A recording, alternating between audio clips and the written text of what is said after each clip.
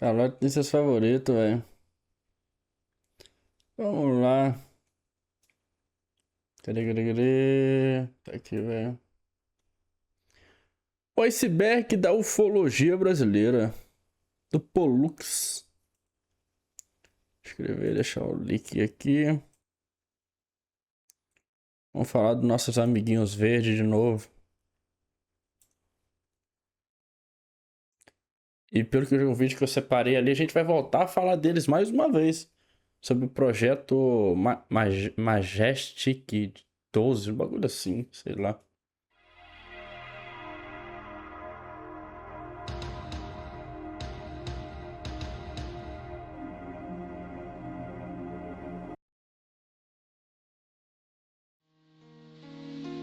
Entendi.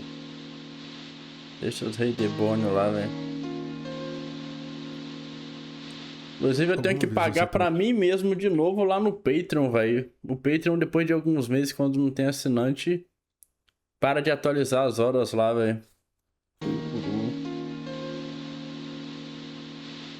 Alguma vez você também já parou tudo o que você estava fazendo e simplesmente olhou pro céu? Então, Falando nisso, o iceberg do racismo eu postei no YouTube, mas vamos ver o que vai dar. O bot do YouTube leu e falou que o vídeo precisa de um bagulho manual. Que vai ter que esperar alguém, né? Alguma pessoa olhar o vídeo lá. Já deu meado, então.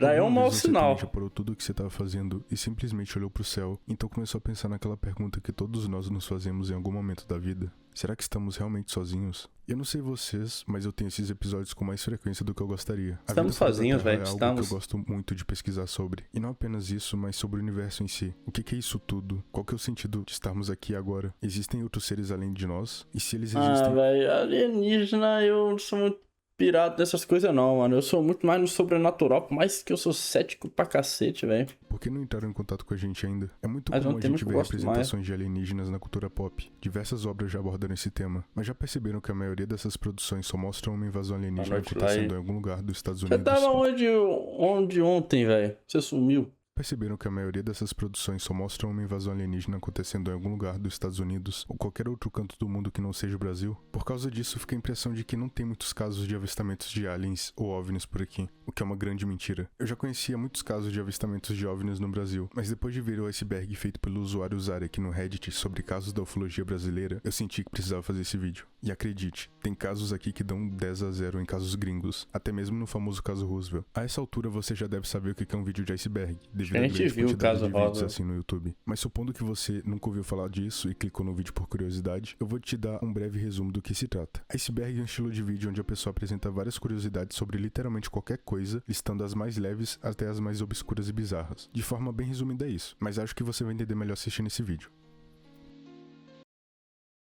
Pô, eu acredito mais, sei lá, velho. Num demônio pagão do que no homenzinho verde, velho.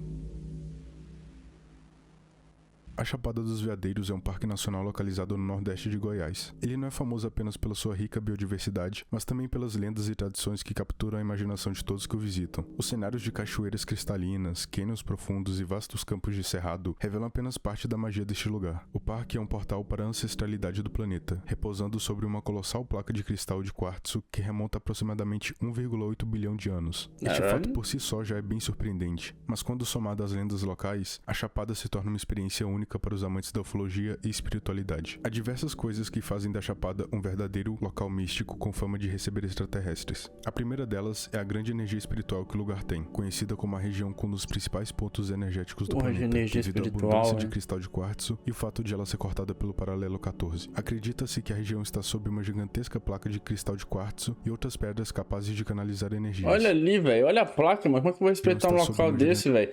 Parque Nacional da Chapada dos Veadeiros, velho. Olha aí. Como é que eu vou respeitar um local desse? A placa de cristal de quartzo e outras pedras capazes de canalizar energias. Dizem que a placa tem 4.000 metros quadrados, cercada por rochas e paredões. Os místicos acreditam que a força dos cristais protege a cidade de qualquer profecia apocalíptica. Os guias da região também dizem que nos anos 60, cientistas da NASA teriam ligado para Brasília perguntando o que havia exatamente no solo onde fica a Chapada, pois ali havia um brilho impressionante. Chegaram à conclusão de que o brilho vinha do cristal de quartzo, já que toda a vizinhança estava sentada sobre uma imensa placa troca desse minério. Outra coisa que contribui para a imagem mística da Chapada é o famoso Paralelo 14, uma linha imaginária que cruza várias cidades sagradas pelo mundo. Dizem que a cidade favorece o aparecimento de OVNIs e extraterrestres por passar pelo Paralelo 14. Lá é possível encontrar uma famosa placa Paralelo marcando a 14 que eu não localização entendi de muito onde bem. passa a linha do paralelo. Há uma teoria Linha de do que túneis paralelo? subterrâneos levam daqui até Machu Picchu. Será que é aquelas linhas de lei lá? De onde passa a linha do paralelo. Há uma teoria de que túneis subterrâneos levam daqui até Machu Picchu, uma cidadela inca que é misteriosa por si só, desde a sua criação extremamente precisa, há milhares de anos, até o fato dos incas terem supostamente sumido do nada. Acreditam que no jardim de Maitreya possui um portal que pode levar pessoas a outra dimensão e que a energia do local pode curar doenças. Agora, sobre aparições envolvendo OVNIs e ETs, Alto Paraíso passou a ser chamada capital brasileira do terceiro milênio, pois seus moradores dizem que ela foi escolhida para receber a visita de seres superiores e que os ETs vivem aparecendo por lá. Há muita gente que jura ter visto seres extraterrestres e até mesmo intraterrestres, no caso, seres que habitam cavernas no fundo da Terra, remanescentes da civilização de Atlântida. Por fim, pouco antes da virada do milênio em 1999, falava-se que o mundo estava prestes a acabar e o único lugar a ser poupado do apocalipse seria a Chapada dos Veadeiros. A teoria era de uma comunidade religiosa que existia em Alto Paraíso, os chamados Cavaleiros de Maitreya. Chapada Diamantina. Assim como a Chapada dos Veadeiros, a Chapada Diamantina é uma região de Serra da Bahia que também tem muitos relatos de avistamentos de OVNIs. Alguns, inclusive, foram fotografados e postados na internet. Acredita-se que um grupo de visitantes extraterrestres já viajava por lá. Vou acreditar numa coisa dessa, velho. Por humanos nas rochas da região servem como evidência simbólica de que ETs estiveram em contato com os nativos da época. Também há relatos de garimpeiros sobre clarões e documentos de épocas passadas sobre luzes no céu, reforçando as ocorrências de objetos voadores não identificados na Chapada Diamantina. Os ETs têm alguma coisa com Chapada, cara, não é possível. Mas é porque tá todo mundo chapado vendo isso aí, velho. Com todo respeito aos pessoal, tá? Que acreditam nisso aqui e estavam lá, velho. Assim, tudo. Fala isso aqui, mas não de ironia, mas eu não acredito, não, velho. Serra da Taquara, mais conhecida como Serra da Beleza, é uma serra localizada em Santa Isabel do Rio Preto, no interior do Rio de Janeiro. Trata-se de uma serra com uma paisagem que se assemelha a várias ondas de montanhas. A Serra da Beleza é muito conhecida no universo da ufologia, já que existem relatos de várias aparições de OVNIs no local. Segundo pesquisadores da ufologia, a região detém a maior concentração de areia monazítica do mundo, um tipo de areia com elemento radioativo, e devido a essa energia radioativa, a Serra da Beleza se tornaria uma espécie de portal para pouso de discos voadores que dizem se abastecer dessa energia. Devido a vários relatos sobre avistamentos de OVNIs no local, a Serra da Beleza se tornou um local de sérias pesquisas, atraindo muitas pessoas interessadas em fenômenos extraterrestres. O local inclusive é tema do chamado Palco UFO, que é o mais detalhado e duradouro projeto de investigação ufológica civil que se tem conhecimento em todo o mundo. Um dos mais famosos relatos de avistamentos ficou conhecido como a Lenda da Mãe do Ouro, que foi como os quilombolas se referiram a uma bola de fogo que apareceu... Pô, os aliens vai ser que nem aquele filme lá, velho. Esqueci o nome, lá que a lua vai colidir com a Terra, só que o que faz a lua querer vir colidir com a Terra é porque tem um alienígena feito de nanorobô, tá ligado? Nanotecnologia que tem eles vai pra lua e cavuca a lua lá e montam uma base no centro da lua, tá ligado? Conhecido como a Lenda da Mãe do Ouro, que foi como os quilombolas se referiram a uma bola de fogo que apareceu atrás de uma pedra no horizonte e em outros pontos do quilombo. A cidade de São Tomé das Letras possui muitos mistérios que atraem pessoas de todos os lugares. O nome São Tomé das Letras é proveniente de uma lenda que conta a história de um escravo chamado João Antão, que fugiu de uma fazenda e se refugiou em uma gruta no alto da montanha. João Antão teve uma visão de um homem que vestia roupas brancas. Essa pessoa da aparição escreveu uma carta para que o homem entregasse ao seu senhor. Na lenda diz que a carta não poderia ter sido escrita pelo próprio, pois ele não sabia ler nem escrever. Assim, o fazendeiro ficou muito impressionado com a carta que o escravo lhe entregou, e então o fazendeiro mandou seus homens no local onde aconteceu o encontro. Ao chegarem na gruta, o tal homem de roupas brancas não estava mais lá, mas em seu lugar estava uma imagem de São Tomé, um dos 12 apóstolos de Jesus citado na Bíblia. Existem várias teorias sobre uma energia que mexe com os visitantes e às vezes faz com que eles tenham visões. Em alguns locais, essa energia é mais forte, como nas grutas e em alguns lugares no parque no alto essa relação de energia eu acredito, mas eu acho que isso aí tem muito a ver com psicológico, ou pode ser até coisa a ver com o ambiente ali mesmo, ali, tá ligado? Em alguns locais, essa energia é mais forte, como nas grutas e em alguns lugares no parque no alto da cidade. Ainda quem diga que a Ainda gruta... mais ali que aparece no alto, tá ligado? Aqui, ó. Pode ter algo a ver com a atmosfera, tá ligado? Sei lá. mais forte, como nas grutas e alguns lugares no parque no alto da cidade. Ainda quem diga que a gruta no centro da cidade, onde foi encontrada a famosa imagem de São Tomé, é a chave de todo o mistério. Várias aparições de OVNIs e contatos, inclusive com seres de outros mundos, foram feitos por estudiosos e esotéricos, que buscam na paisagem da montanha o cenário perfeito para essas manifestações. Muitos grupos esotéricos têm sede em São Tomé das Letras, compartilhando a crença de que a cidade tem uma energia especial e será testemunha de grandes transformações na virada do novo milênio. Para muitos, São Tomé das Letras... O foda é que o Santo Tomé não é aquele lá, é um daqueles, né, na verdade, que tem que ver pra crer, não é? Ou não? Testemunha de grandes transformações na virada do novo milênio. Para muitos, São Tomé das Letras é um dos 7 chakras da Terra. Os chakras, ou portais energéticos, são locais de grande quantidade de energia que fluem pelo nosso planeta. São parecidos com chakras do nosso corpo, que possuem funções específicas e que juntos ampliam o campo energético do planeta Terra. Esses locais de energia possibilitam Caralho, às mas pessoas chakra o só crescimento negativo? espiritual e favorecem a meditação. Um dos lugares mais famosos é a Ladeira do Amendoim, famosa pela sua curiosidade de fazer os carros subirem a ladeira sozinhos. A ladeira já foi motivo de muitas pesquisas para descobrir o que acontece lá. Uma das possibilidades é que isso aí já é explicado já. Ilusão de ótica. O mesmo acontece na Rua do Amendoim, Exato. em Belo Horizonte. Também, Outra né? lenda famosa é de que a gruta Eu já fui com meu pai num local assim também, aqui perto, e que tem esse mesmo negócio aí. Carimbado tem um caminho que liga até a cidade de Machu Picchu, assim como na Chapada dos Veadeiros.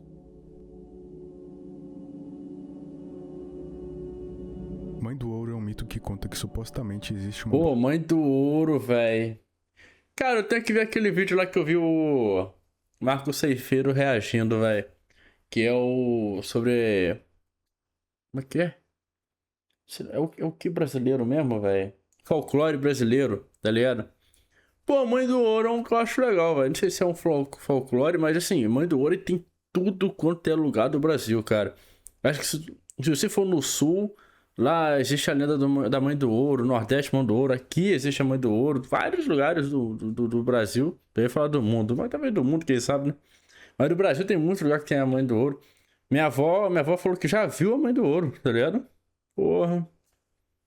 Algo brilhante, assim, no meio da mata, tá ligado? Alguns até dizem que é uma bola de fogo, tá ligado? Que fica andando no meio da mata, assim. Minha avó fala que já viu. Mas é história de velho, né, mano? Não acredito, não. Mãe do Ouro é um mito que conta que supostamente existe uma bola de fogo que com sua presença bola de mostra a fogo. localização de jazidas de ouro. Existe uma variação do mito que diz que essa bola se transforma numa bela mulher que reflete a luz do sol e tem um vestido de seda branco que voa pelos ares. A Mãe do Ouro é um personagem do folclore Eu já vi a bola de fogo e uma bola brilhante, tá ligado? muito popular em regiões onde a mineração do ouro ocorreu, como São Paulo, Minas Gerais, Goiás, Bahia e Mato Grosso. A origem da lenda pode estar relacionada ao chamado fogo-fato, um fenômeno que ocorre na natureza e que emite luz. Muitos também acreditam que a Mãe do Ouro, na verdade, é uma sonda extraterrestre, tendo caso de abdução que relata... Parando pra pensar, talvez minha avó tenha visto essa questão aí, tá ligado? Fogo-fato, velho.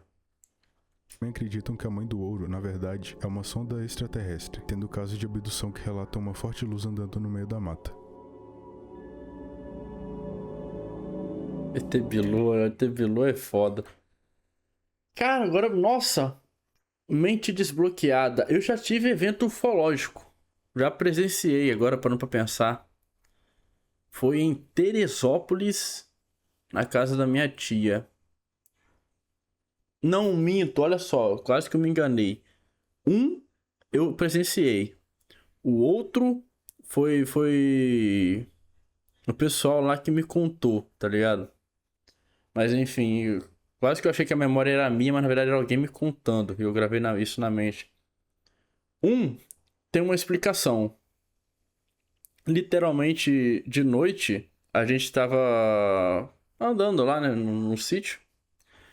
E do nada no céu, uma bola, tá ligado? Assim, parecendo uma estrela. Começou a andar em zigue-zague, indo pro lado pro outro. Ela parava em alguns momentos, depois ela começava a se mover de novo. Eu fiquei encucado com aquilo, velho. Só que me falaram que tava tendo uma festa ali na cidade, tá ligado? No dia. E aquilo lá poderia ser algo relacionado à festa, tá ligado? Eu não sei dizer o que é, mas tipo um drone, tá ligado? Talvez. Poderia ser um drone lá no céu. Vai saber, né? Mas tinha essa porra aí. E sobre o segundo evento que eu fiquei sabendo em Teresópolis. Teresópolis acho que é um lugar que. Não sei se vai ser citado aqui. Mas Teresópolis tem muito disso, velho. Lá o que mais tem lá é a gente falando sobre luzes no meio da mata. E um desses negócios, desses contos era isso. Que eu não lembro quem tá. Não vou nem citar nomes, né, porque eu não sei quem. Alguém tava andando de carro lá, descendo a serra.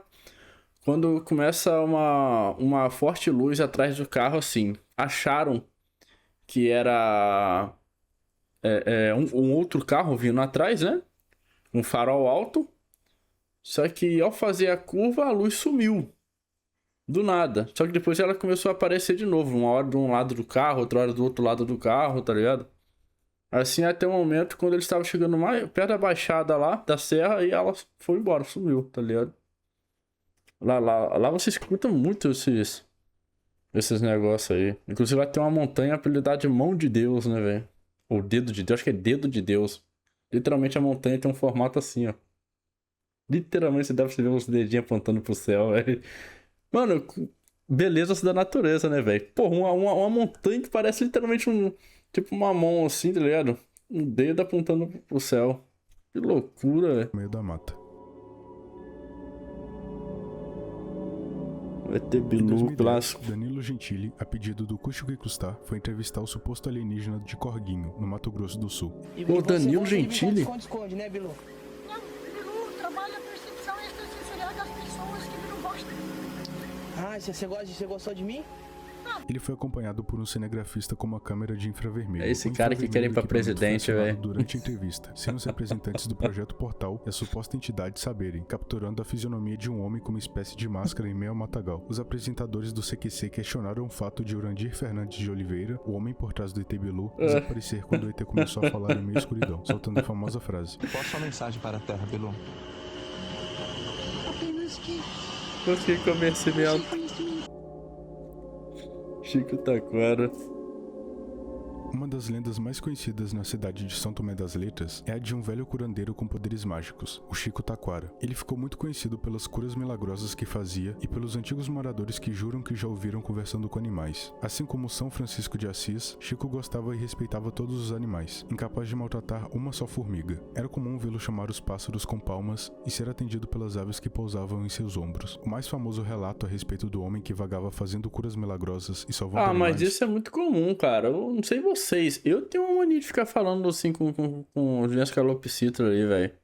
Tá ligado? Eu sei que elas não me respondem, mas mesmo assim eu fico trocando ideia. Os ombros. O mais famoso relato a respeito do homem que vagava fazendo curas milagrosas e salvando animais é a de que certa vez uma mulher doente sentia as dores do parto e, por morar num lugar afastado, sem saber o que fazer, pediu ao marido que lhe trouxesse o Chico Taquara. Ao encontrá-lo, contou sobre a sua esposa. Chico o acalmou e pediu para que retornasse, que ele logo sairia. Chegando em casa, o marido encontrou a esposa sorrindo junto à porta, com o recém-nascido nos braços. Ela perguntou se o marido tinha encontrado o Chico no caminho. Ele, sem entender nada, disse que não, e que havia gastado mais de uma hora cavalgando de volta para casa. Sendo assim, não fazia sentido o Chico ter chegado lá antes dele e muito menos ter voltado tão rápido para casa, o que leva a crer que o Chico fez algum tipo de projeção na hora, ou ele estava em dois lugares ao mesmo tempo. Quando o Chico chegava em algum estabelecimento, abaixava e riscava um círculo no chão, onde os animais que o acompanhavam permaneciam ali, imóveis, durante todo o tempo que o Chico ficava no local. Alguns ufólogos dizem que o Chico Taquara era um dos enviados de uma civilização intraterrestre, cuja passagem está localizada era em um local de São dos Tomé das membros de Letras. Astacheran, Sua né? missão com seres humanos aqui na Terra, ele teria retornado ao plano inicial. Se é verdadeiro ou não essa história, ninguém pode afirmar com certeza. Porém, hoje nunca se encontraram pistas de que ele tenha vivido ou mesmo morrido, ficando um mistério em torno dessa figura sempre emblemática. Chico sumiu da mesma forma que apareceu na cidade.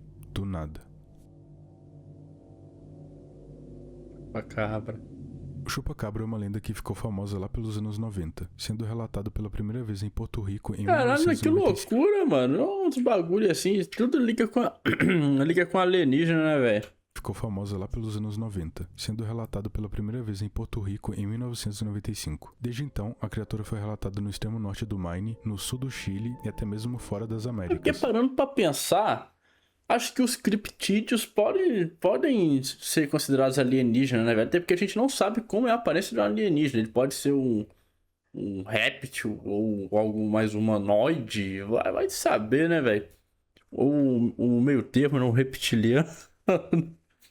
Enfim, vai saber. Os reptilianos existem. A criatura foi relatada no extremo norte do Maine, no sul do Chile e até mesmo fora das Américas, em países como Rússia e Filipinas. A descrição mais comum do chupacabra é de uma criatura semelhante a um réptil, com pele cinza esverdeada escamosa e espinhos pontiagudos ou penas descendo por suas costas. Ele tem aproximadamente 1 metro de altura e fica em pé e pula de maneira semelhante a um canguru. Todas as vítimas do chupacabra tinham algo em comum. Eram encontradas com Cara, o melhor sem alienígena que sangue tem é o da e com bicicletinha pequenos lá na orifícios no Lua, pescoço, velho. que variavam entre 2 a 3. Em muitos casos, essas perfurações eram simétricas e limpas, sem sinal de mastigação. A dificuldade de associar essa marca ao ataque de um animal comum levou à criação do mito do chupacabra. Além disso, as principais vítimas dos ataques eram animais domésticos, como galinhas, vacas, cães, ovelhas e, claro, as cabras. A teoria mais forte é de que o chupacabra é um extraterrestre. Alguns acreditam que ele pode ter sido um animal de estimação de alguma raça alienígena que deixou para trás em uma de suas expedições. Outros ufólogos dizem que essa criatura é resultado de um cruzamento entre um alienígena e um animal terrestre, que conseguiu escapar do cativeiro. Também tem a teoria de que a criatura é um ser humano que sofreu diversos testes do governo norte-americano, com armas químicas e outras substâncias experimentais em Porto Rico e acabou fugindo. No Brasil, ataques do chupacabra foram noticiados a partir de 1997, os primeiros na cidade de Campina Grande do Sul, no Paraná. O interior da região sul e o interior de São Paulo também tiveram ocorrências semelhantes. Capitão Abelha é pica, tá? O Capitão Abelha é um relato ufológico que viralizou no Twitter. Ele foi feito pela jornalista Adriana Borges. Ela conta que um homem que se denominava Capitão Abelha esse é um herói. uma matéria com ele na serra, sobre as abelhas e os tipos de flores que elas gostam na região. A Adriana concordou e então acompanhou o homem pela serra. Ela descreveu ele como um homem que aparentava ter uns 40 anos, vestia calça cor caqui, modelo trekking, chapéu e óculos de lentes grossas, botas e mochila, tipo aqueles uniformes de guarda florestal. Cueca em cima da calça. Conta que o capitão dizia que ia passar alguns dias na serra. Ele disse que via muitas coisas acontecendo por lá e precisava ver. 2 semanas depois, ele retornou até Adriana, lhe trazendo um pequeno buquê com flores acinzentadas, dizendo ser presente dos amigos dele. Ela disse que nunca havia visto um ramo como aquele em toda a serra. Antes de ir, ele disse para ela guardar aquele ramo em um lugar seguro. Mas alguns dias se passaram e, conversando com o Capitão Abelha, Adriana perguntou de onde ele era, e ele disse que era de Minas Gerais. Ao que a Adriana respondeu que era de Uberlândia, de repente, a Abelha disse que sabia que quando Adriana tinha 9 anos, viu uma luz forte no céu e ficou com medo. Ele disse que naquele dia ela havia sido marcada. Como ele sabia disso, a Adriana não sabe, mas após esse dia, nunca mais viu o Capitão Abelha. Capitão Abelha, mãe de Chico Xavier. Ah, o Chico Xavier. Sobre isso, não encontrei nada relacionado a fenômenos ufológicos, a não ser uma aparição da mãe de Chico Xavier de quando ele tinha 5 anos, lembrando que ela já havia morrido, e uma luz misteriosa que entrou no quarto do hospital onde ele estava internado. Antes de morrer, Chico disse que aquela luz em questão era, na verdade, a sua mãe. Ô, Chico. É um clássico também, mas... Ô, Chico. Não acredito nessas coisas não, Chico. Pobre em Magé.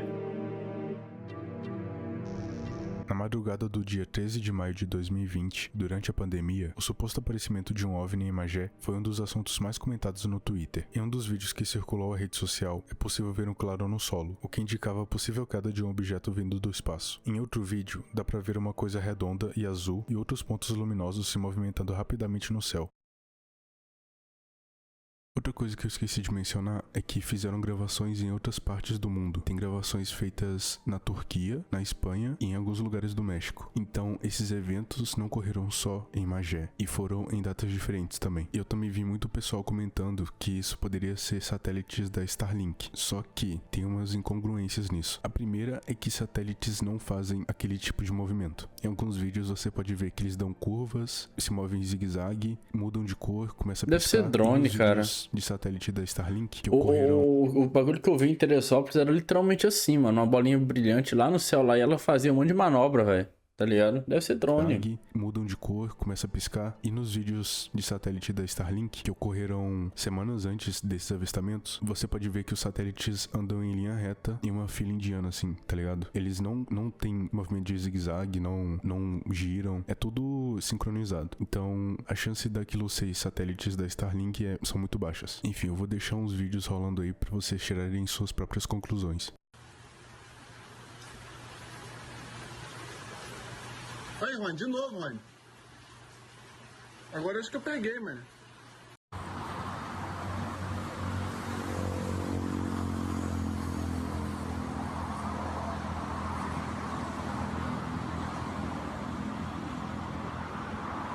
Mano, aqui, mano, olha isso, cara. Dá pra ver, ó. Tipo um núcleo no meio, tá ligado? Caralho, que Tá vendo? Pior que parece uma molécula mesmo. Caralho, Mano. que isso, cara? Qual é, mano? Fica atrás da árvore. Que bagulho é esse, cara? Cadê?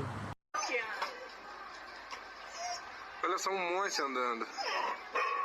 Já tem 10 minutos que só passa no céu. Eu tô enxergando, não tô acreditando que tá andando. Eu tô parado. Não, tá andando lá, ó. Andando, mas correndo, tá andando. Que só vem um monte, ó. Os dois estão errados. O que tá falando que tá andando e o que tá falando que tá correndo. Nenhum dos dois. Que helicóptero ali? Um monte assim. Pra que tá 3 lá junto? Que 3, olha lá, mais 2 atrás. Santa Maria Misericórdia. Olha lá, não para de passar. Caralho, como é que o ser humano é besta, né, velho? Todo respeito ao pessoal aqui, mas eu também já fui assim, mano. Coisa que a gente não tem desconhecimento, a gente acha incrível, assim, né? Eu fico, caralho, olha isso. Que lixo. Pô. Pensou se ele subir ali agora? Vai todo mundo cagar na rua. Oxi. Olha lá, a luz aumentou, não aumentou? Tá dando uma aumentada. Tá, a luz dele tá ficando mais forte?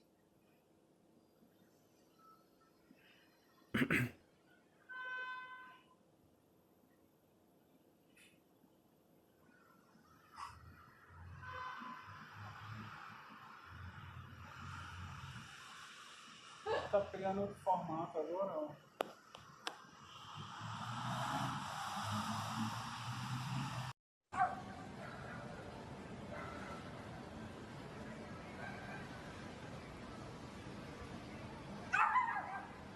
Ya la luz ya está mucho más chiquita, ¿no? Mucho más chiquita. Caralho, parece caixa de som. Ya no es la luz de antes. Ahora se va rápido, ¿ves? Sí. Pero se ve más chiquita, más chiquita, más chiquita. No sé si se está yendo para allá. Uy, se paró. Ahí está, mira, son luces rojas. Uy, ahí viene Chunque. Miércoles. No. Ah, no lo puedo creer. ¿Has visto eso? Sus luces rojas y de repente... Pero Ahí como está. que...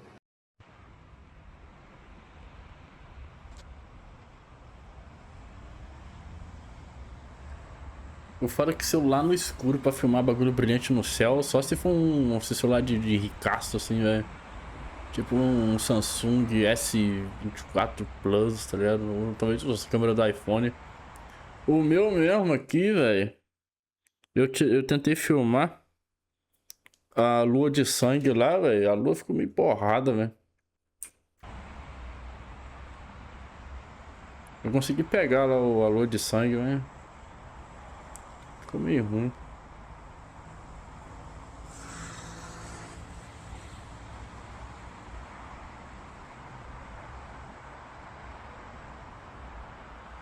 Até porque a gente dá zoom também, né, velho?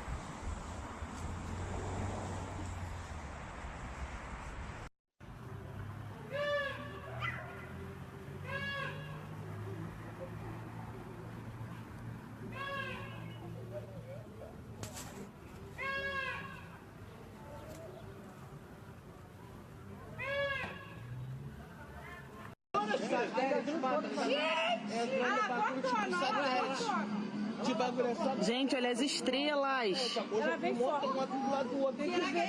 Eu também tô tocando, não, velho. Gente! Será que é meteoro? É, meteoro, velho. E elas também todas uma Sabe por causa de quê? Às vezes ele tá vindo voado, tá fazendo grande... Olha lá! Gente! Não, mano, isso é meteoro. Gente! Pô, dá não, mano. Como é que toca, velho? Estudiosos da ufologia apontam a Universidade Estadual de Campinas como abrigo para criaturas extraterrestres e o maior centro brasileiro de pesquisa sobre a vida fora da Terra, ganhando assim a fama de Área 51 brasileira, referenciando a famosa Área 51 dos Estados Unidos. Os ufólogos também dizem que a Unicamp começou a se tornar o principal local de pesquisa extraterrestre a partir de 1996, com o caso do ET de Varginha. Para eles, a criatura foi trazida para a Unicamp, onde foi estudada. Pô, mas eu tenho curiosidade pra saber de verdade mesmo, velho. Pesquisa extraterrestre a partir de 1996. Eu tenho muita curiosidade pra ver o que é a Área 51. Assim, obviamente eu não ligo a coisas extraterrestres, não, tá ligado? Pode ser que tenha a ver, pode.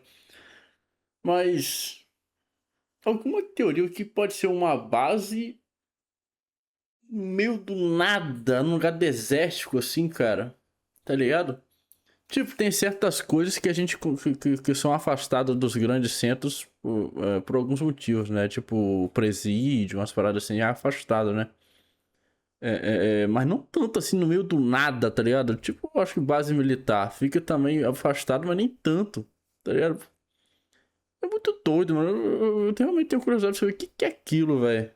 Com o caso do ET Que de que é Varginha. feito Para lá? eles, a criatura foi trazida para a Unicamp, onde foi estudada. Ataque à De tribo acordo Axá. com documentos da FUNAI, houveram ataques de OVNIs a tribos indígenas no Acre. Os ataques, especificamente em 2014, teriam acontecido na tribo indígena Campa, dos Axaninca. O chefe indígena Banqui Axaninca relatou sobre observação de estranhos objetos, luzes e bolas de fogo no céu. De acordo com outros relatos também oficializados e enviados à sede nacional, pessoas foram atingidas pelos feixes de luz disparados pelo objeto e uma mulher teve um episódio de aborto após o ataque. Tudo isso está registrado em documentos oficiais da FUNAI.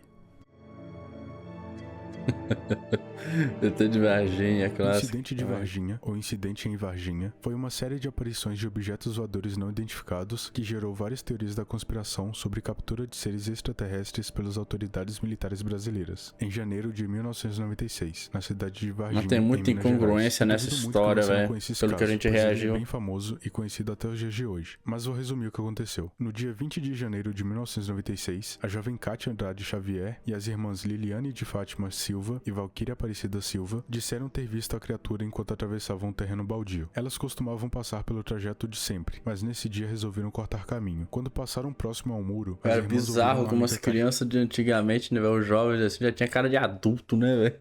Porra.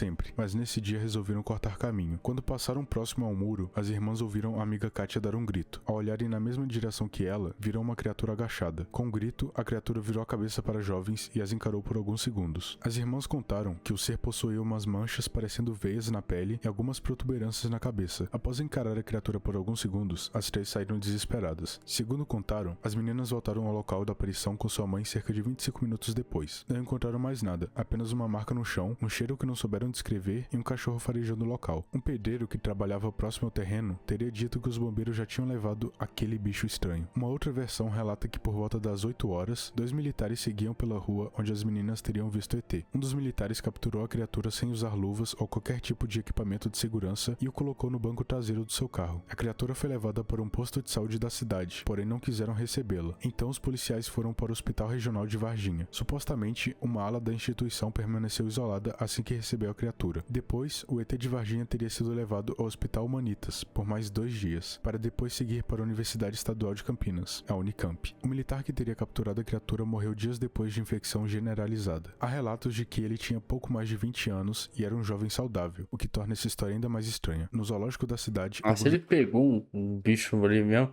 provavelmente pegou alguma carcaça e pegou infecção de bicho animais morto, tá morreram. ligado? Sei Na lá. necrópsia apontou uma substância tóxico-cáustica não identificada. Ainda no exame dos animais mortos, também foi detectado um enegrecimento na mucosa do estômago e intestino dos animais. Relatos de discos voadores também foram registrados na cidade. Um casal relatou ter visto um objeto voador não identificado em uma fazenda a 2 km de onde a criatura teria aparecido. Quando se pergunta sobre os acontecimentos daquele dia, é comum algumas pessoas dizerem: se foi um extraterrestre eu não sei, mas que teve até exército na cidade, isso teve. Tais relatos foram primeiramente transmitidos no Fantástico e rapidamente reuniu extensa cobertura de mídia em todo o mundo. Segundo relatos, no dia 20 de janeiro de 1996, um objeto não identificado caiu nesta área atrás de mim. Nos 2 dias seguintes, 2 criaturas extraterrestres foram capturadas vivas pelas autoridades brasileiras. Poucas horas após a primeira captura, um blackout total da mídia foi imposto. E apesar de dezenas de militares, agentes da Defesa Civil e de mais de uma dúzia de testemunhas terem visto a aeronave e os corpos, o governo brasileiro recusou-se a admitir que qualquer coisa de natureza extraterrestre acontecera aqui. E por mais incrível que pareça, essa é a história em que a maioria das pessoas... Pô, eu vou mudar de ideia, velho. Talvez sim, talvez não. Ao invés de se eu pudesse escolher um poder, eu sempre falei que eu queria ser imortal. Pô, viajar no tempo seria interessante também, velho. Eu queria presenciar esses grandes momentos do mundo, tá ligado? Sei lá, nascimento de Jesus, o ET de Varginha, tá ligado? Uns bagulhos assim pra ver o que aconteceu, tá ligado? E por mais incrível que pareça, essa é a história em que a maioria das pessoas daqui acredita.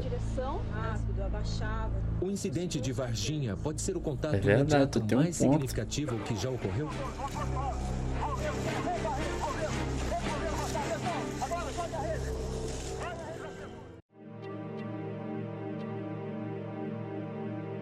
Esse fato ocorreu na noite. Pô, agora eu tô pensando até naquela imortalidade e regeneração também daria, pô. Porque suponhamos que eu perdi o braço, tá ligado? Foi decapitado.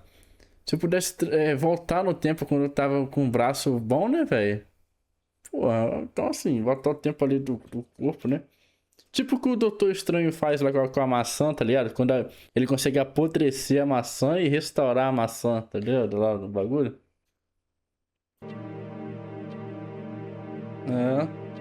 Esse fato ocorreu na noite de 18 de maio de 1986 até a madrugada do dia 19. Na noite daquela segunda-feira, 21 objetos voadores não identificados, alguns deles com até 100 metros de diâmetro, foram avistados por dezenas de testemunhas, civis e militares em 4 estados. São eles São Paulo, Rio de Janeiro, Minas e Goiás. Só no interior de São Paulo foram registrados avistamentos em Caçapava, Taubaté e Mogi das Cruzes. 5 caças da Força Aérea Brasileira, a FAB, foram acionados para interceptar os supostos invasores. Segundo os pilotos, os pontos multicoloridos conseguiram, entre outras manobras, pairar estáticos no céu, voar em zigue-zague, fazer curva em ângulo reto, mudar de cor, trajetória e altitude e atingir velocidade de até 15 vezes a do som, coisas praticamente impossíveis até os dias de hoje. De acordo com o controlador de tráfego aéreo Sérgio da Silva Mota, o número de objetos avistados naquela noite foi bem maior do que 21. Como é que ele viu o bagulho correndo 15 vezes mais rápido que o som, mas os radares não registravam nada. Outra hora, os radares até captavam a presença de objetos, mas os pilotos não conseguiam avistá-los. Além de várias fotos e documentos oficiais registrados naquela noite, também temos acesso a gravações de áudio do acontecimento. Brasília? Boa noite, bem-vindo ao Festival dos Discos Voadores. O que você manda? Deixa ele no escuro. Deixa ele vir no escuro que fica melhor pra ele ver. Porque tem alguma nebulosidade sobre a serra e vai dificultar a visão dele. Tá uma loucura isso aqui, cara. Pô, os que eu pude ver mudavam de cor o tempo todo, vermelho, amarelo, azul, lilás, aquele festival de cores. Agora a rapaziada tem um tempo aqui que tá nebulosidade. Pô, a rapaziada me xinga, velho, com razão, cara. Pô, se fosse um gringo falando isso aqui, eu levava a sério, mas como um postileiro... O postileiro não confia no postileiro, velho, é foda. Festival de cores. Agora a rapaziada tem um tempo aqui que tem uma nebulosidade sobre a serra, tá ficando difícil pra ver. Em 1997, os céus da cidade de Colares, no Pará, se tornaram um palco de fenômenos inexplicáveis. Moradores da região e de municípios próximos relataram avistamentos de luzes cintilantes e objetos voadores com movimentos ágeis e inacreditáveis. Os depoimentos eram consistentes e as autoridades militares decidiram iniciar uma operação para investigar a fundo esses estranhos acontecimentos. Durante 40 dias, o exército brasileiro ficou acampado investigando os misteriosos fenômenos de avistamentos de naves que disparavam uma estranha luz que penetrava no corpo das pessoas, como se fossem agulhas, fazendo 2 pequenos orifícios. As pessoas que eram atingidas ficavam debilitadas, sem forças, deprimidas e anêmicas. O caso foi nomeado como Operação Prato devido ao formato dos OVNIs que se assemelhavam a pratos. Militares da Força Aérea Brasileira começaram a apurar os relatos de pescadores, agricultores e moradores da região a respeito de encontros com supostos extraterrestres. Um dos fenômenos observados eram supostos corpos luminosos que atacavam os habitantes. Segundo testemunhas, a luz penetrava na pele das pessoas como se fosse uma agulha e teria até causado mortes. O comandante da operação, Coronel Wiran G. Holanda, disse que chegou no local com muito ceticismo a respeito da situação, mas, após presenciar anormalidades na região, incluindo o contato com seres que seriam de outro mundo, logo mudou de ideia. Em uma entrevista para ufólogos da década de 1990, ele relatou ainda mais detalhes sobre a sua experiência com a operação. O que deixa esse ocorrido ainda mais estranho é o fato de que, 2 meses após conceder essa entrevista, o Coronel Holanda tirou sua própria vida. Sua morte trágica gerou especulações e questionamentos, incluindo teorias de queima de arquivo e conspiração. Havia uma série de relatos de pessoas que tinham sido atingidas por uma luz e que julgavam que ele estivesse sugando o sangue das pessoas. Porque realmente, depois a gente foi verificar, tinham algumas, principalmente mulheres, no seio esquerdo, uma marca como se fosse 2 furos de agulha, tá? E em torno, uma mancha castanha, como se fosse uma queimadura de iodo. É esquisito, velho. Assim, pode ter lasers que pode queimar a pele da gente, né? Pode não, tem, né? Mas sei lá.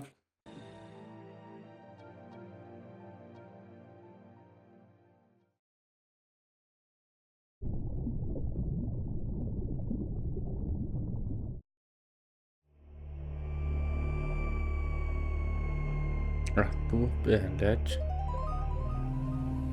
No dia 14 de maio de 1958, Arthur Berletti, um tratorista de Sarandi, no Rio Grande do Sul, voltava para sua casa quando, às 7 horas, ao passar pela fazenda de um vizinho, viu uma luz estranha no meio do mato a uns 200 metros de distância. Curioso e achando se tratar de uma lenda local sobre a Mãe do Ouro, que guiaria as pessoas até um tesouro escondido, ele atravessou a cerca de arame e foi ver o que era aquilo. Chegando a 3 metros da luz, ele pôde ver que aquela claridade vinha de um enorme objeto circular, de uns 30 metros de diâmetro, cuja forma lembrava 2 bandejas viradas uma contra a outra. Ele pensou em fugir, mas a curiosidade falou mais alto e então se aproximou ainda mais. De repente, surgiram alguns vultos e um forte jato de luz que o atingiu, fazendo ele perder os sentidos. Quando recuperou a consciência, ele se viu no que parecia ser a cama de um hospital. Algumas pessoas se movimentavam ao seu redor, mas pareciam ignorar a sua presença. Elas eram mais altas do que o normal, tinham pele clara e cabelos cor de palha. Ele tentou falar com...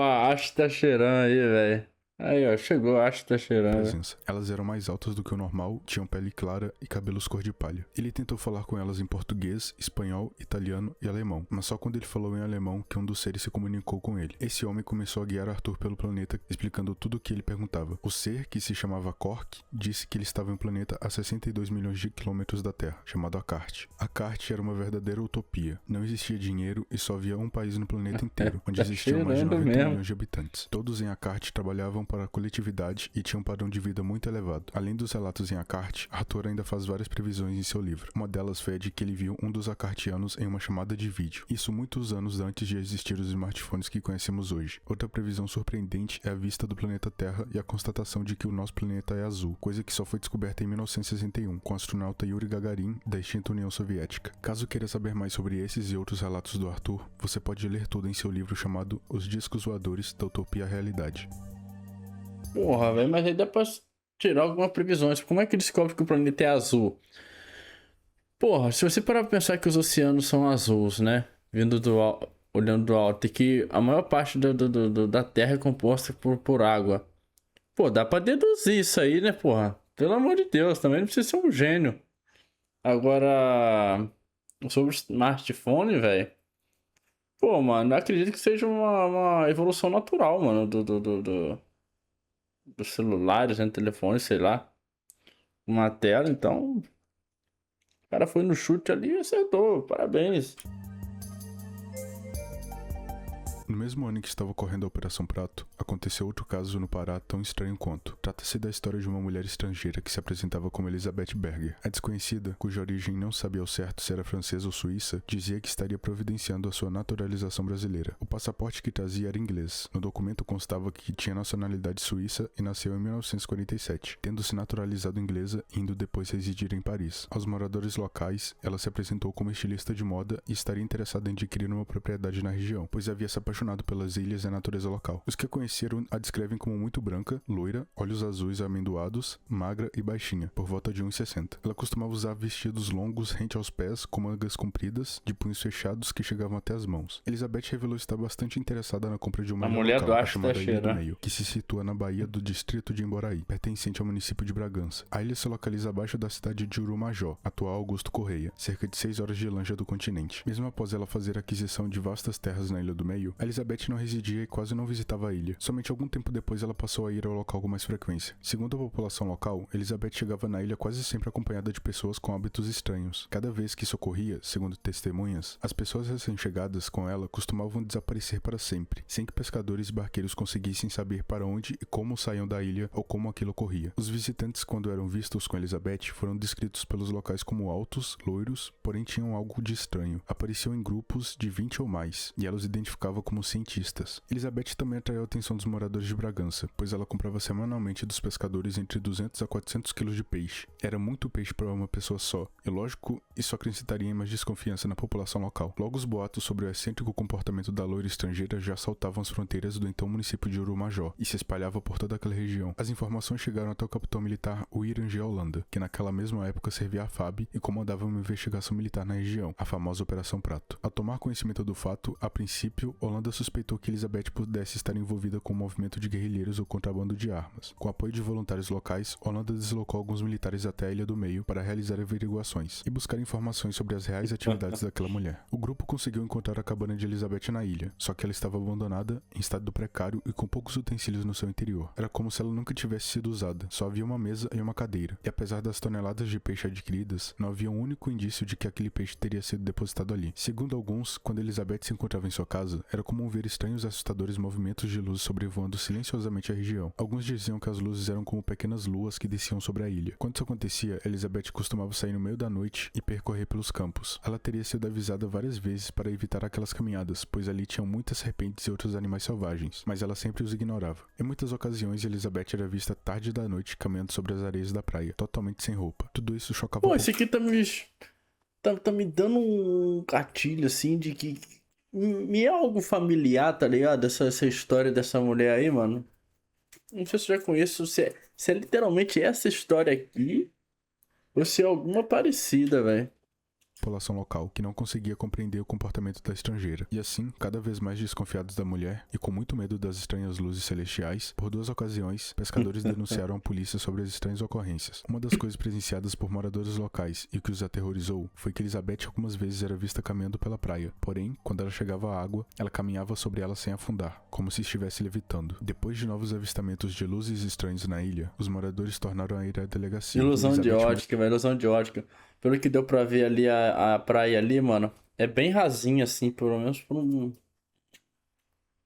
longo bagulho, tá ligado? Mais uma vez foi chamada, mas logo foi liberada, novamente por falta de provas. Tempos depois, como pairava sobre ela ainda a desconfiança das autoridades, consta que a Polícia Federal se envolveu no caso e passou a investigar a história. Elizabeth teria inclusive ido a Brasília, mas nada se apurou contra ela. Mas a polícia não parou por aí. Em razão de novas apelações dos moradores locais, Elizabeth foi encaminhada a Belém para depor numa delegacia próxima. Já na delegacia, ela pediu para ir ao banheiro e foi acompanhada por 2 policiais. Depois de um tempo, como ela não saía, resolveram arrombar a porta. Para seu espanto, não havia ninguém lá dentro. E o mais incrível, o banheiro não tinha janelas e não havia por onde sair senão pela porta. A Polícia Federal encaminhou o caso ao Interpol e alguns anos se passaram até que em 1985, por ocasião do terremoto em Los Angeles, uma foto do pessoal que ajudava no resgate permitiu ao Interpol identificar Elizabeth, que estava vestida de enfermeira. Apesar das buscas, não foi possível localizá-la. A última pista da investigação internacional teria identificado Elizabeth em Seul, na Coreia do Sul, mas infelizmente também não levou a nada. Maria Sintra? Na madrugada de 25 de agosto de 1968, ocorreu um fato no sanatório Serafim Ferreira, em Lins, São Paulo. Segundo o depoimento de Maria José Sintra, por volta das 5 horas da manhã, ela fazia sua oração diária quando ouviu ruídos estranhos parecidos com estalinhos no lado de fora, no pátio do sanatório. Ela abriu a janela pensando ser um carro, mas ao invés disso, viu um vulto de uma mulher em frente à porta do sanatório. Dona Maria disse para ela esperar que já ia abrir a porta. Ela vestiu seu jaleco e desceu as escadas em direção à porta. Como de costume, ela perguntou se era internamento. A estranha mulher respondeu em idioma desconhecido e lhe apresentou um frasco, de uns 20 centímetros de comprimento. Maria pensou que a visitante queria água, então ela levou até um bebedouro próximo. Enquanto ela encheu o frasco, ela reparou que ele parecia muito bem feito e tinha uma certa beleza. Parecia muito valioso para um simples frasco. Após isso, a visitante estendeu uma canequinha para recolher mais água, e então começou a beber. Enquanto a visitante bebia, Maria Sintra falava que a água dali era boa, para meio que quebrar o silêncio constrangedor que estava na hora. Só que a mulher não respondeu nada. Após isso, as duas voltaram pelo mesmo corredor, e ao chegarem no pátio, ela entregou o frasco à visitante, que segurou uma das mãos da atendente e com a outra deu tapinhas amistosos nas costas de Maria, ao mesmo tempo que dizia a palavra embaúra. Quando a visitante saiu, Maria estava começando a fechar a porta, mas parou ao perceber que a visitante, ao invés de seguir para a saída, foi em direção a canteiros em sentido oposto à saída. Esse caminho a levaria até muros altos no pátio. Maria logo percebeu que se tratava de um objeto em formato de pera flutuando a quase 1 metro do chão. Nesse momento ela conseguiu ver mãos acionando um dispositivo em um painel quando a visitante entrou no objeto. Ele decolou emitindo os mesmos ruídos de estalinhos ouvidos anteriormente. imediatamente. Ela disse que no mesmo instante em que o objeto decolou, houve um blackout em todo o prédio do sanatório. Assim que o administrador do sanatório acordou, ela relatou o episódio. Ele não acreditou no relato dela e ela se sentiu muito ofendida. Do lado de fora havia uma depressão circular com grama chamuscada, de aproximadamente 2 metros de diâmetro por 15 de profundidade. O CIOANI, Sistema de Investigação de Objetos Aéreos Não Identificados, que era um órgão pertencente à aeronáutica que foi responsável por centralizar as ocorrências ufológicas, fizeram a coleta de amostras de parte do gramado que ficou chamuscado. Infelizmente, o caso Maria Senta não teve um final feliz, pois como a própria Maria comentou em entrevistas, ela se arrependeu de ter contado sua experiência. Hoje vemos que há detalhes na história de Maria que, a menos que seja uma enorme coincidência, são 100% conectáveis a outros casos do Brasil, como a própria Operação Prato e a Mulher da Ilha do Meio, que de acordo com as descrições dadas pela Dona Maria, a visitante se parece muito com Elizabeth Berger. São experiências que ela jamais teve conhecimento e que ocorreram com pessoas que ela nunca conheceu. Casimiro de Abreu. Cara... Assim, também não dá pra brigar com o patrão, né, velho? O patrão achar que ela não acreditar no caso, porque, pô, eu também não acreditaria não, mano. É foda. Isso aí... A gente pode até contar, mas conta assim... Cara, aconteceu isso assado, se o cara não acreditar, leva de boa, velho. Assim, aguarde pra você, porque... Ela nunca conheceu. Foda. Um delírio coletivo tomou conta de milhares de pessoas da cidade de Casimiro de Abreu, no Rio de Janeiro. Na manhã do dia 8 de março de 1980, uma boa parte da população da cidade olhava atentamente para o céu, na esperança da chegada de um disco voador e a tão esperada vinda dos extraterrestres. Como isso aconteceu, você me pergunta? Bem, por incrível que pareça, a resposta é simples e até compreensível. Naquela época era bem comum levar a sério figuras conhecidas como videntes. E se até hoje existem pessoas que acreditam, imagina nos anos 80. Nas décadas passadas, supostos videntes que diziam prever o futuro Vidente ao vivo 0900 11 0189. Peço uma consulta. surgiam com bastante frequência, e isso era altamente explorado pela mídia. Poderia ser a pessoa mais maluca dizendo as coisas mais absurdas possíveis que ainda teria uma massa de gente acreditando sem questionar. E em Casimiro de Abreu não foi diferente, pois muitas pessoas foram atraídas pelas visões de um vidente conhecido como o Mensageiro de Júpiter, que falava sobre a chegada de um disco voador de Júpiter. Ele disse que os aliens iriam pousar em Casimiro de Abreu, e logo a notícia foi se espalhando até chegar num ponto que toda a cidade estava se preparando para receber os visitantes espaciais. As pessoas fizeram cartazes de boas-vindas e até mesmo café da manhã para os aliens que estavam prestes a chegar. Até mesmo... Caralho, isso é raiz, mano. Olha os carros, mano, os fuscão ali. Aquelas porra ali, eu não sei o que é.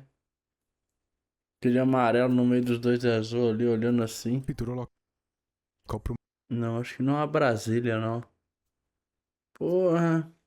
Promoveu um baile para aquele que seria o maior evento da humanidade. Mas como nós estamos em 2023 e até hoje não temos notícias da chegada de alienígenas em Casimiro de Abreu, acho que tá claro que eles não vieram. Porém, esse evento ficou conhecido como uma das maiores histerias coletivas do Brasil, pelo menos envolvendo relatos ufológicos. Para vocês terem uma ideia, Casimiro de Abreu tinha aproximadamente 22 mil habitantes na época. Mas no dia do evento ela chegou a ter mais de 30 mil pessoas. Entre elas havia jornalistas do Canadá, Argentina e Uruguai. Até hoje o caso dos extraterrestres em Casimiro de Abreu é lembrado com muito bom humor por quem vive no município. Algumas pessoas inclusive juram que já viram alienígenas pelas matas. Não, isso assim, na hora assim você se frustra, você fica meio envergonhado, mas depois com o tempo, cara, pô, foi uma puta experiência, né, velho? Pô, leva assim na resenha, conta pros netos, tá ligado?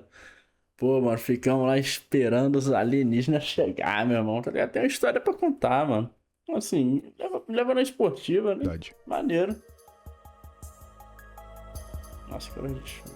Esse eu acredito que muitos de vocês devem conhecer, pois é um caso bem famoso na área de crimes reais. O caso insólito das máscaras de chumbo foi um mistério que levou à morte de 2 técnicos em eletrônica, Manuel Pereira da Cruz e Miguel José Viana, cujos corpos foram encontrados em 20 de agosto de 1966. O caso insólito das acredito que muitos de vocês devem conhecer, pois é um caso bem famoso na área de crimes reais. O caso insólito das máscaras de chumbo foi um mistério que levou à morte... vamos reagir sobre isso daí, tá? Esse aqui eu vou trazer também algum dia. Esse aqui é um caso bem legal sobre a máscara de chumbo. De 2 técnicos em eletrônica, Manuel Pereira da Cruz e Miguel José Viana, cujos corpos foram encontrados em 20 de agosto de 1966, no Morro do Vintém, perto de Niterói. Os corpos foram descobertos por José da Costa Alves, um jovem que estava empinando pipa no local. Eles usavam ternos e capas impermeáveis, e surpreendentemente não havia qualquer sinal de violência neles ou ao redor onde foram encontrados. Perto dos cadáveres, a polícia encontrou uma garrafa de água vazia e um pacote com 2 toalhas. O que realmente chamou a atenção das pessoas foram as máscaras de chumbo usadas pelos 2 homens, o que deu nome ao mistério. Era Eram máscaras comuns de serem usadas para proteção contra a radiação. A polícia também achou um bloco de anotações com símbolos e números, e um bilhete dizendo o seguinte: 4h30 está local determinado, 6h30 ingerir cápsula após efeito, proteger metais e aguardar sinal máscara. Eu não falei errado, o bilhete foi escrito exatamente dessa forma, com vários problemas de pontuação, o que torna o texto ambíguo e aberto a interpretações e teorias. Não foi encontrado nenhum ferimento na necrópsia, o que descartou a hipótese de homicídio. E também não foi possível uma investigação de substâncias tóxicas nos órgãos internos, pois eles já estavam em um grau avançado de decomposição. Os investigadores decidiram reconstruir os últimos dias de Miguel e Manuel, e foi descoberto que os dois teriam partido de suas casas no dia 17 de agosto. Suas esposas disseram que eles viajaram até São Paulo para comprar material de trabalho. De ônibus, eles chegaram em Niterói por volta de 2h30. Foram até uma loja onde compraram capas impermeáveis e depois até um bar onde adquiriram uma garrafa de água. No segundo estabelecimento, Miguel parecia nervoso e checava o relógio constantemente. Em seguida, seguiram para o Morro do Vintém, onde tudo aconteceu. Gracinda Barbosa e seus filhos, que viviam próximos ao morro onde foram encontrados, contaram à polícia local, alegando terem visto o que descreveram como objeto voador não identificado, pairando sobre o morro no momento exato em que os investigadores creem que os dois homens morreram. Muitas pessoas inclusive acreditavam que as mortes teriam sido causadas por seres extraterrestres. Entretanto, a ideia mais aceita é de que Manuel e Miguel eram membros de uma seita religiosa científico-espiritualista, que envolvia a experimentação de drogas psicotrópicas. Assim, os dois teriam morrido após uma Quer dizer, não sei é realmente isso, mas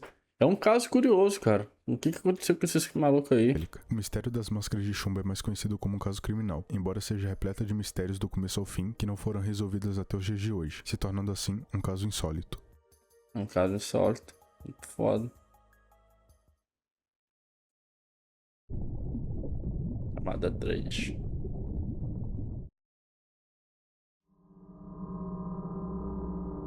Janiel.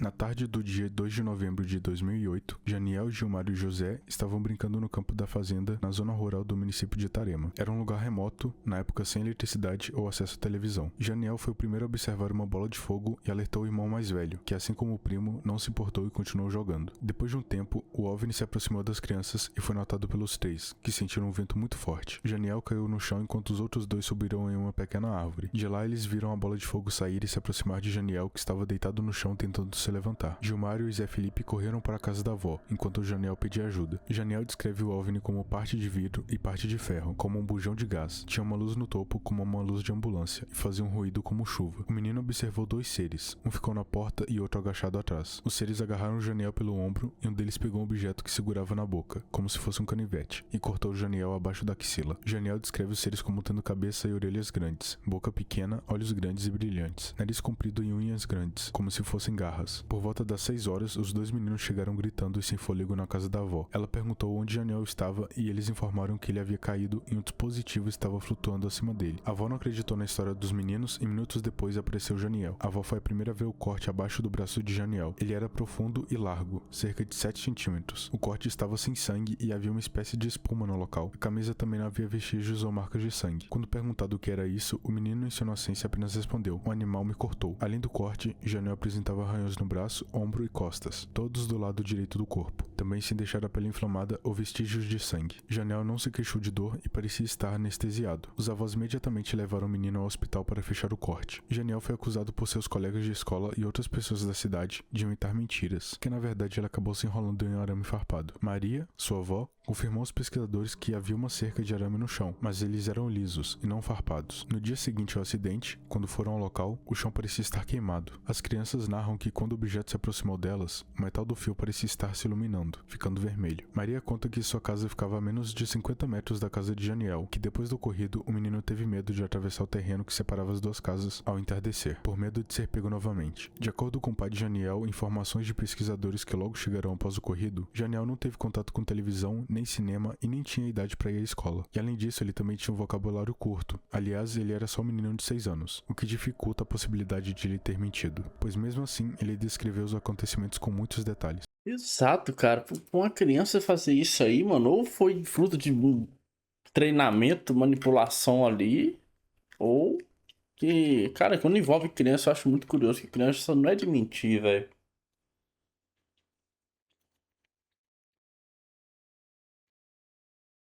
Elas têm a mente fértil, né, velho? É assim. Elas podem ter achado que viu uma coisa que não viu, tá ligado?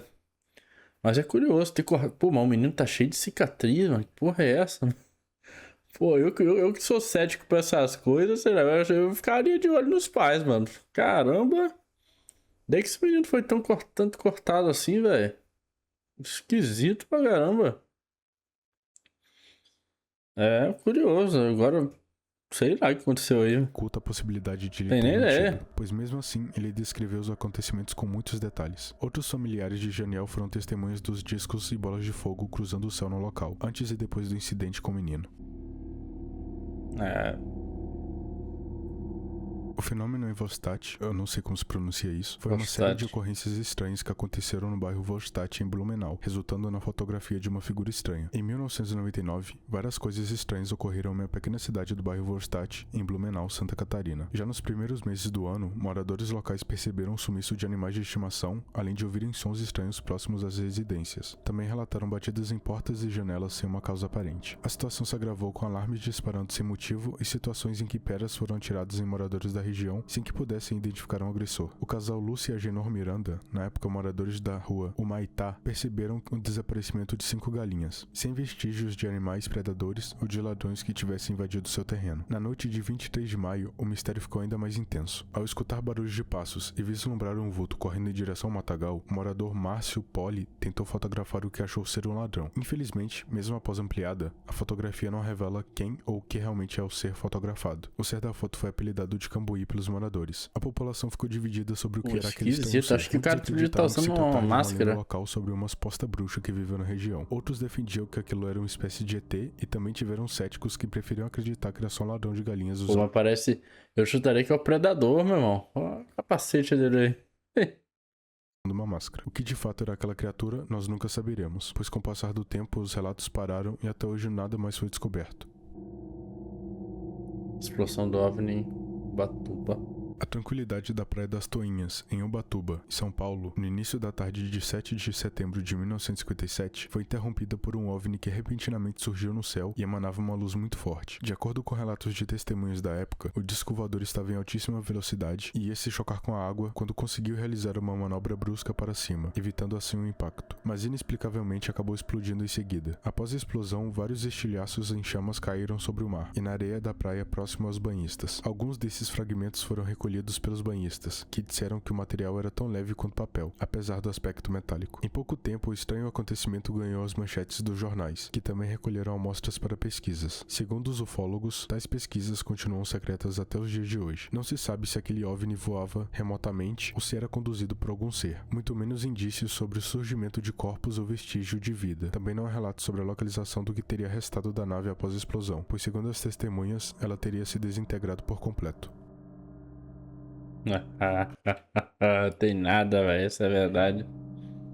Alzira Na Maria. região de Santa Isabel, em São Paulo, no dia 24 de junho de 1999, a senhora Alzira Maria de Jesus foi encontrada morta na sua cama por volta das 8 da manhã por sua nora, que foi levar um café para ela, pois devido à sua idade avançada, ela necessitava de cuidados especiais e passava a maioria de seus dias na cama. Ao ver que a sogra tinha falecido, ela foi até um orelhão e telefonou para o seu marido. Ao retornar para casa quase 40 minutos depois, Sônia viu o corpo da Alzira com o rosto totalmente desfigurado e praticamente sem carne. O que deixa esse caso ainda mais estranho é que tudo isso foi extraído de forma cirúrgica, sem deixar nenhum vestígio de sangue, nem mesmo no travesseiro que era branco. Foi feito o boletim de ocorrência na delegacia da cidade, e no exame necroscópico, os 2 legistas responsáveis afirmaram que uma pneumonia bilateral e um choque séptico mataram a aposentada, e que sua face teria sido roída por roedores. Porém, a versão médica é contestada pela própria polícia e pelas partes envolvidas no caso. Sônia afirmou que nunca viu um rato sequer em 3 anos que esteve em sua casa. Já o delegado titular de Santa Isabel acha que a versão da perícia é prática e cômoda, pois não havia nenhum vestígio de sangue no local. Para ele, algo sobrenatural era mais plausível do que assassinato, além de que roedores deixam marcas, o que não foi o caso da senhora Alzira, que teve o rosto desfigurado cirurgicamente. Na época, algumas pessoas afirmaram que na noite anterior aos fatos, foram vistas bolas de luz voando nessa região, e no início da madrugada os animais começaram a fazer um intenso barulho, persistindo a noite Tá aí mais um caso insólito, velho. Caralho. toda. Porém, na hora que Sônia saiu de casa para ligar pro marido... Quer dizer, tem o laudo da morte, né? Ali, pneumonia, mas não sei o que lá ali. Mas o que desfigurou o rosto da mulher? Tudo ficou no mais absoluto silêncio. Tais relatos contribuíram para que muitos ufólogos afirmassem que alienígenas teriam relação com o caso. E tipo, não foi roedor, porque Se a mulher era acamada e necessitava de acompanhamento, pois é. Mas eu acho que não é doido, não, porque depende, né? Eu acho que pode sim ter ficado hora. Ela pode ter ficado hora sozinha, algum bicho ter passado e desfigurado. Mas aí faz sentido. Se não tá limpinho, não tem sangue, não tem nada ali, velho. Porra, velho.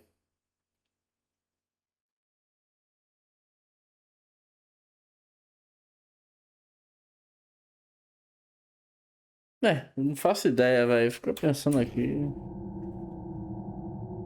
Esse caso aconteceu em 4 de março de O homem que 1946, derreteu. na cidade de Araçariguama, região metropolitana de Sorocaba. Era época de carnaval e um lavrador chamado João Prestes Filho, de 44 anos, decidiu aproveitar o feriado para pescar enquanto sua esposa e filhos foram para a festa. Ao retornar para casa, João abriu uma das janelas da residência quando foi irradiado por uma luz muito forte, que João disse ser algo como uma tocha de fogo. Na mesma hora, ele caiu no chão e sentiu que seu corpo estava ardendo. Sem entender direito o que tinha acontecido, João se enrolou em uma manta e caminhou mais de 2 quilômetros até a casa de sua irmã, que chamou o delegado para ver o seu estado. João disse para o delegado que o que tinha atacado ele não era coisa desse mundo. O irmão e o sobrinho de João relataram que ele estava queimado da cintura para cima e que foi levado para o hospital mais próximo, a 20 quilômetros de distância. Infelizmente, ele morreu antes mesmo de chegar ao hospital. Na sua certidão de óbito, constava que João Prestes morreu por colapso cardíaco e que apresentava queimaduras generalizadas de primeiro e segundo grau. Segundo o que é relatado pelos parentes da vítima, apesar de apresentar queimaduras graves pelo corpo, principalmente nas mãos e no rosto, não haviam lesões corporais. Os cabelos e pelos corporais de João estavam intactos. Foi constatado que na casa de João não havia mais nada queimado, nem mesmo suas roupas. Também não conseguiram encontrar nenhuma testemunha ou suspeito de ter feito aquilo. O caso de João não era isolado. Outros fenômenos estavam sendo relatados na região de Araçariguama, principalmente bolas de fogo que eram vistas cruzando o céu durante a noite. Emiliano Prestes, outro irmão de João, contou que alguns meses após a morte dele, estava caminhando por um bosque de Araçariguama, quando viu uma tocha de fogo no ar. Ele ficou bastante assustado e se escondeu em um barranco quando percebeu que aquilo estava seguindo ele. Emiliano se ajoelhou e rezou pela sua vida, e chegou a sentir o calor intenso que emanava daquilo. De repente, a tocha se afastou e desapareceu. Uma testemunha dos ferimentos de João deu entrevista e contou uma informação até então desconhecida. Segundo ele, quando João era jovem e trabalhava como tropeiro, juntamente com seu pai, ele viu uma bola de fogo que caiu do céu e quase acertou ele. Naquela época eram muito comuns relatos de bolas de fogo descendo do céu e caindo no chão, com cores que variavam do vermelho ao amarelo. Os moradores do local chamavam aquilo de luz do boitatá ou mãe do ouro. No folclore nacional, o boitatá é descrito como uma enorme cobra de fogo que vive dentro de rios e lagos dentro das florestas brasileiras. Algumas versões dizem que o boitatá pode se transformar em um tronco de árvore flamejante que ataca aqueles que não respeitam a mata, principalmente os que colocam fogo nela. Um dos primeiros registros escritos sobre a lenda é de 1560, em uma carta do padre José de Anchieta. Hoje, as visões de boitatá e de bolas de fogo no céu são atribuídas a um fenômeno chamado fogo-fato. O fogo-fato ocorre quando um ser vivo morre e começa a ser decomposto pelas bactérias. Esse processo produz gases que se desprendem do corpo e, em contato com o ar, entram em combustão espontânea, produzindo uma pequena chama que dura poucos segundos. Infelizmente, o caso de João também não teve solução e permanece um mistério até os dias atuais.